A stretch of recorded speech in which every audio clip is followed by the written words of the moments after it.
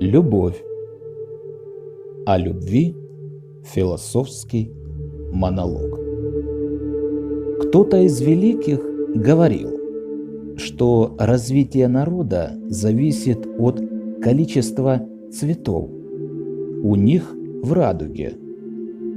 Я как-то особо не задумывался над этим, пока однажды не узнал, что на Востоке есть народы, у которых для обозначения синего и зеленого цвета есть лишь одно слово.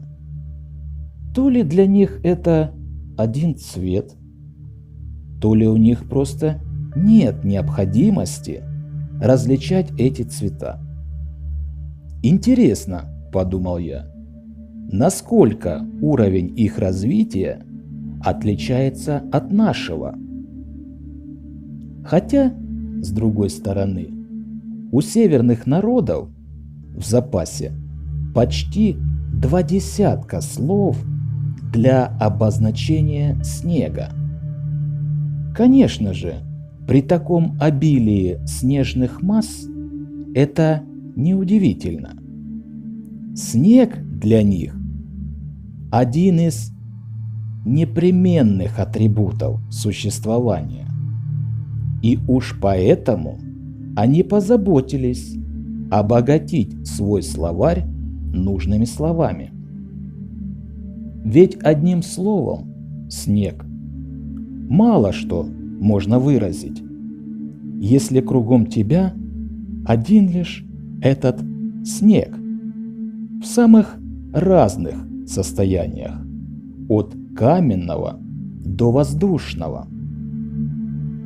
И вот после такого длинного предисловия я наконец перехожу к теме, тому, что нас принято подразумевать под словом «любовь». Очень интересно было бы понаблюдать в этот момент за лицами людей, читающих эту статью.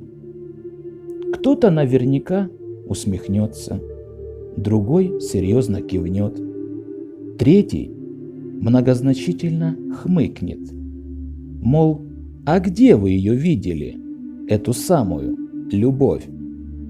И будет еще множество самых разнообразных реакций, потому как каждый из нас в слове «любовь» увидит что-то свое, порою прямо противоположное другим взглядам. А все это от того, что для такого важного явления у нас почему-то есть лишь одно слово, которому даже соответствующие синонимы подобрать сложно. Вот какие слова, например, выдает один из популярных электронных словарей: симпатия, пассия, пристрастие, слабость, приверженность, страсть, увлечение, роман, интрига, шашни, шуры-муры, амур, ласка. Плюс несколько непристойных выражений. И ведь принято считать, что все эти весьма различные состояния и есть та самая загадочная любовь.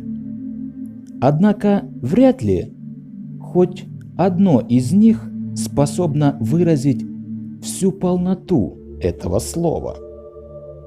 Скажу даже больше.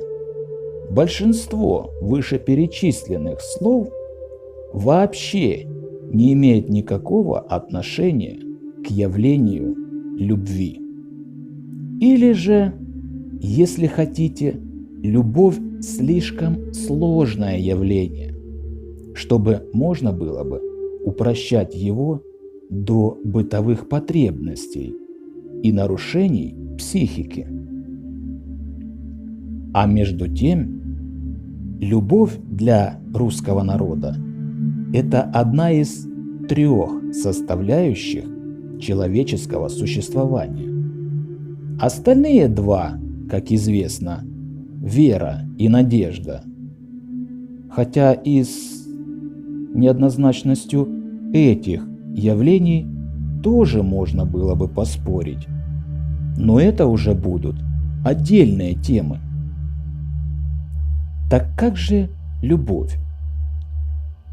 Неужели же она настолько не важна, что у нас нет даже других слов для обозначения этого весьма сложного явления? Попробуйте представить, что случится, если слова, которые означают различные оттенки цвета, например, красного, исчезнут из нашего словаря. Что вместо слов алый, пурпурный, бордовый, кровавый? Останется лишь одно слово – красный.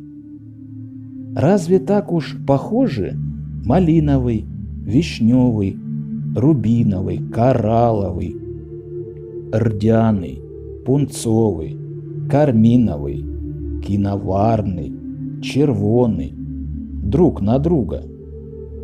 А ведь есть еще совсем уж не похожие на красный цвета – оранжевый и розовый, которые по большому счету тоже являются оттенками красного цвета.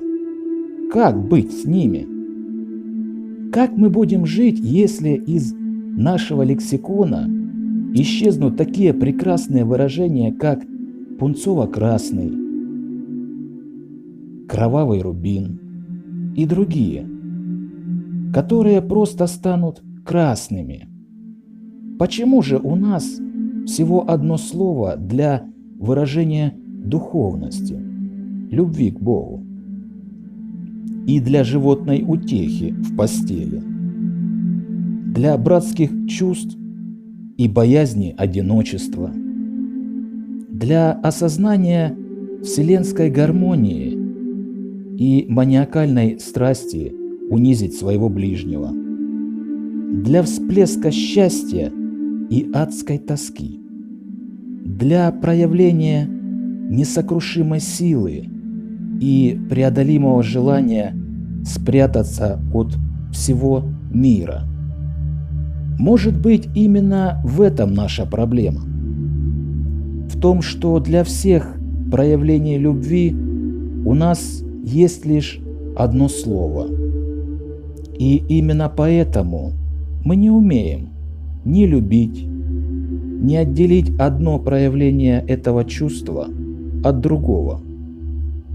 Как же мы научим своих детей любить, если у нас нет слов, чтобы отделить обычное животное влечение от того прекрасного чувства, когда влюбленному человеку даже целого мира мало, чтобы одарить всех тем счастьем, которое он испытывает? С вас подписка на канал и, конечно, лайк. Мне будет приятно.